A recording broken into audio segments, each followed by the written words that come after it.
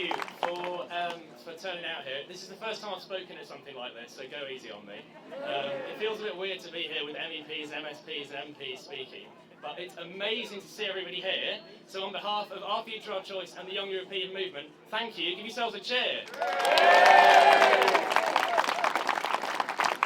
When we talk about the EU, for or against, it's very easy to start throwing statistics around, like 4 million jobs are linked to the EU, or we send the EU £350 million a week. You could say that, it doesn't make it true, but I don't want to just make my decision based off cold hard statistics. Sometimes I want to take into account how I feel. And I feel that a union of countries working together to promote democracy, the environment and human rights is one of the greatest collective achievements of humanity. 71 years ago, Europe was the site of some of the worst atrocities ever committed. Today, the EU is a beautiful community of nations that work together to improve the lives and the fortunes of 508 million people on this continent. I think there's something fantastic about that. It's because of the EU that we are free to live, work, study and travel anywhere across Europe. Freedom of movement is a beautiful thing that enriches our lives, our cultures and our opportunities.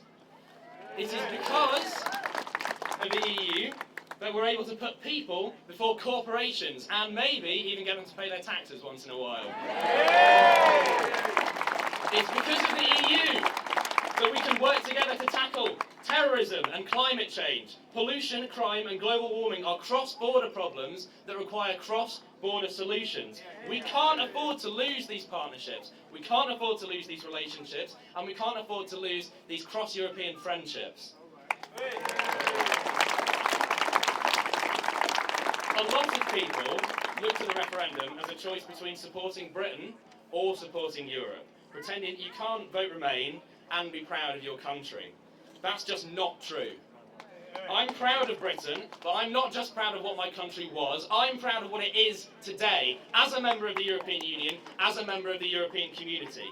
I'm proud of the country that shines as an example of diversity and multiculturalism in an increasingly divisive world. I'm proud of the country who stands up for people who can't stand up for themselves and gives shelter to those who have none.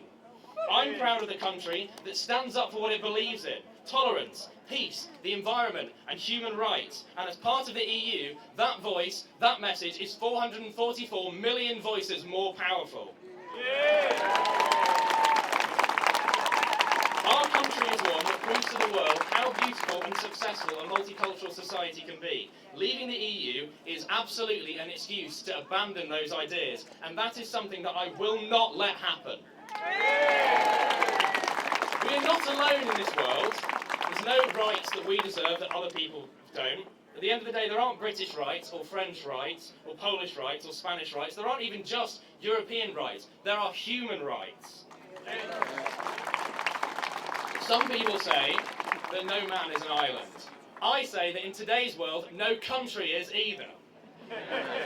Just think about what our little island could do. We could bring all of the world together. We could fight for a world without violence, without dictatorship, without poverty and without injustice. That's the world I want to live my life in, and that is the world that I want to fight for as a member of the European Union. If we want this world, if we want to change the way that our world works, we're going to need to change the hearts and the minds of some of the people that we disagree with. It's very easy to wave a flag and turn up to a rally. I love doing it, that's why I'm here. But if we're going to effect real change, we need to face people's real concerns. Fishermen, farmers, those left behind in post-industrial regions, those forgotten by successive governments. We need to show these people that they've been lied to, and that Brexit won't solve any of the very real problems that they've encountered their whole lives. We need to show them that politicians like Nigel Farage, like Jacob Rees-Mogg, and like Boris Johnson have exploited them to advance a hard-right, ideological project that will harm the most vulnerable people in our society.